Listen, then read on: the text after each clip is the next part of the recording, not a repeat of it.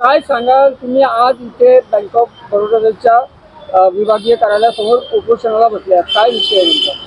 नमस्कार, मी doctor P Patil Deshmukh, राहणार वरणगाव. 2024 27/5/2024 रोजी बँक ऑफ बडोदाने वरणगाव शाखेने माझ्या पत्नीच्या नावे टॉपअप हाऊसिंग सँक्शन केलं होतं. पण ते डिस्बर्समेंट करायला वेगवेगळे कारणं सुचवून त्यांनी डिस्बर्समेंट अडवलं.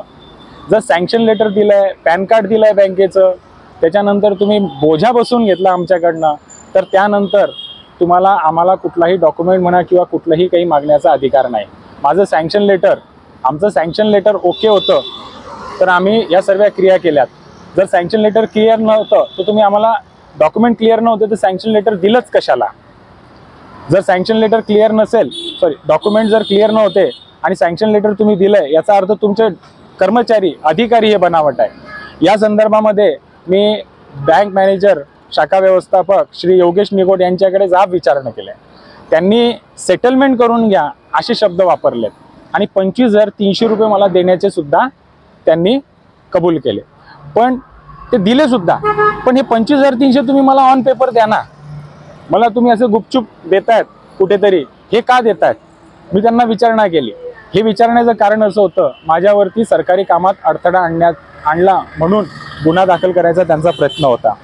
असो तरी या संदर्भामध्ये मी रिजनल मॅनेजर श्री सचिन देशमुख यांच्याकडे समस्या मांडायला आलो. सचिन देशमुख साहेबांनी सांगितलं की नाही, हे आमची चूक आहे, आम्ही योग्य पद्धतीने योग्य मार्गाने हे काम केलं नाही म्हणून ही अडचण तयार झाली.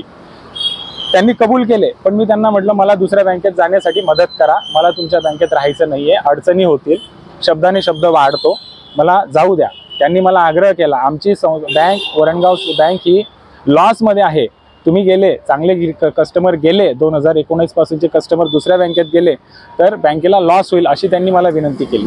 पण मी नाही थांबलो. मी दुसऱ्या बँकेत अप्रोच झालो, आमचे सर्व डॉक्युमेंट तिकडे दिलेत.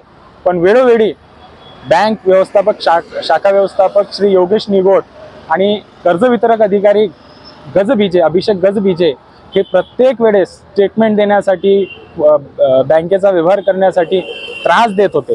त्रास एवढा देत होते की मला खोट्या गुन्ह्यामध्ये अडकवण्याचा त्यांचा प्रयत्न सुरू होता. या संदर्भामध्ये मी वेळोवेळी त्यांच्याकडे पत्रव्यवहार केला. शेवटी त्यांनी मला एक लेटर दिलं की तुमचं 2022-23चे ITR हे तुम्ही आम्हाला दिलेले नाहीत, हे तुम्ही आम्हाला आणून देणार होते म्हणून तुमचं लोन डिस्बर्समेंट थांबवलेलं आहे असं मला त्यांनी सांगितलं. पण मी तुम्हाला ही कमेंटमेंट केली कधी, कुठल्या स्वरूपात केली, लेखी केली, तोंडी केली? त्याच्यावरती त्यांचं उत्तर आलं की ते तुम्ही तोंडी केली होती. आम्ही यांना कधीही तोंडी विनंती केली नाही किंवा यांनी आम्हाला कधी लेखी सांगितलं सुद्धा नाही. आम्ही यांना लेखी सुद्धा दिलेलं नाही. त्या संदर्भात यांचा त्रास सुरूच राहिला. यांनी माझ्या विरोधात, माझ्या पत्नीच्या विरोधात पोलीस स्टेशन वरणगाव इथे खोटे गुन्हे दाखल करण्याचा सुद्धा प्रयत्न केला.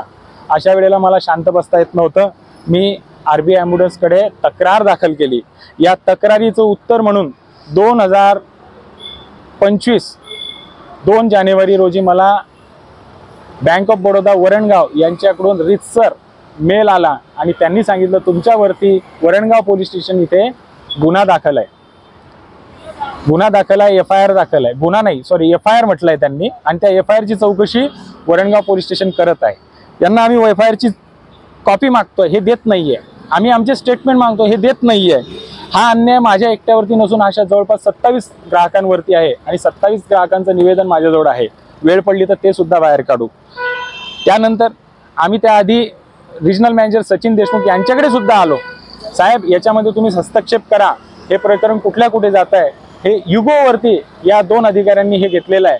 त्यांनी मला रीतसर सांगितलं, इथे यायचं नाही, माझ्या कॅबिनमध्ये यायचं नाही, रिजनल ऑफिसमध्ये यायचं नाही. मला तुमच्या ऑफिसच्या बाहेर काढलं. मी, माझी पत्नी आणि मुलगा हे 3 जण होतो. त्या दिवशी त्यांनी हे काढलं. मी LDM कडे गेलो.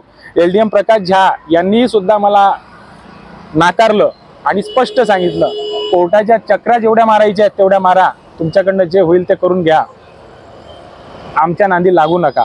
अशा या 4 अधिकाऱ्यांचे स्टेटमेंट होते.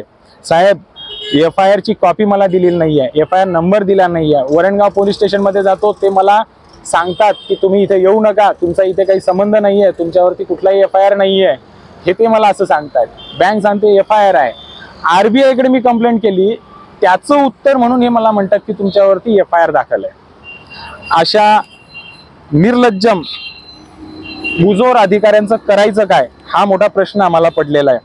आता कर्ज न घेता माझ्या घरावरती 15 लाखाचा बोजा बसलेला आहे.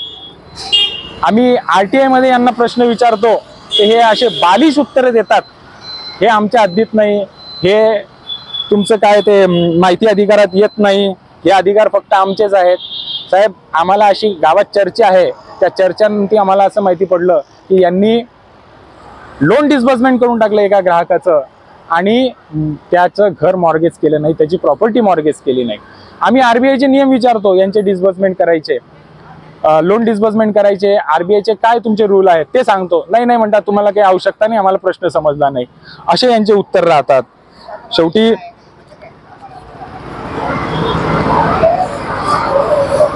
आता आपली मागणी काय आहे? माझी मागणी अगदी रीतसर आहे. या ठिकाणी आमचा उदरनिर्वाह करण्यासाठी आमची सेवा, त्या सेवेतनं आम्हाला 2 पैसे मिळतात म्हणून आम्ही टिकून आहोत. या ठिकाणी एखादा शेतकरी किंवा एखादा मजूर असता तर त्या मजुराला, त्या शेतकऱ्या या लोकांनी मारून टाकलं असतं. त्याला आत्महत्या केल्याशिवाय दुसरा पर्याय नव्हता. तर अशा परिस्थितीमध्ये अशा शेतकऱ्यांवरती किंवा मजुरांवरती किंवा अशा ग्राहकांवरती अन्याय होऊ नये, या मुजोर अधिकाऱ्यांचा हा बंदोबस्त व्हायलाच पाहिजे. त्याच्यासाठी मी 4 नावं दिलेले आहेत. हे 4 नावं, हे 4 अधिकारी तात्काळ परमनंट सस्पेंड व्हावे, अशी मी बँक प्रशासनाला, तसेच यांची जी ऑथोराइज इन्व्हेस्टिगेशन टीम आहे त्यांना मी विनंती केलेली आहे. या संदर्भामध्ये यांची जी ऑथोराइज टीम आहे यांच्यावरती म्हणजे हसण्यासारख्या गोष्टी आहेत. हे बँक ऑफ बडोदा वरणगाव शाखेला येतात आणि डॉक्टर PV पाटील कुठे चुकला हे कॅमेऱ्यात शोधण्याची यांच्यावरती वेळ येते, पण यांचे अधिकारी कुठे चुकले हे तपासत नाहीत किंवा चौकशी करत नाहीत. उलट हास्यास्पद तक्रारी पोलीस स्टेशनमध्ये करतात आणि त्या तक्रारी वाचून आम्हाला काय पोलिसांना सुद्धा हसायला येत आहे. मी लढा देतोय, आम्ही लढा देतोय, माझा परिवार लढा देतोय, तेही अशा परिस्थितीत, ज्या परिस्थितीत माझी मुलगी 10वीचा वर्ग करते. मी साहेबांना हेही सांगितलं की साहेब मला जाऊ द्या दुसऱ्या बँकेत, मला नाही राहायचं. तर त्यांना हे पण सांगितलं की माझी मुलगी 10वीत आहे. तर ते 10वीच्या वर्ष चालू असताना अशा परिस्थितीमध्ये माझ्यावरती हे अन्याय करतायत, त्रास देत आहेत. तर अशा मुजोर अधिकाऱ्यांवरती ही कारवाई व्हायलाच पाहिजे. आपण काय व्यवसाय करतो?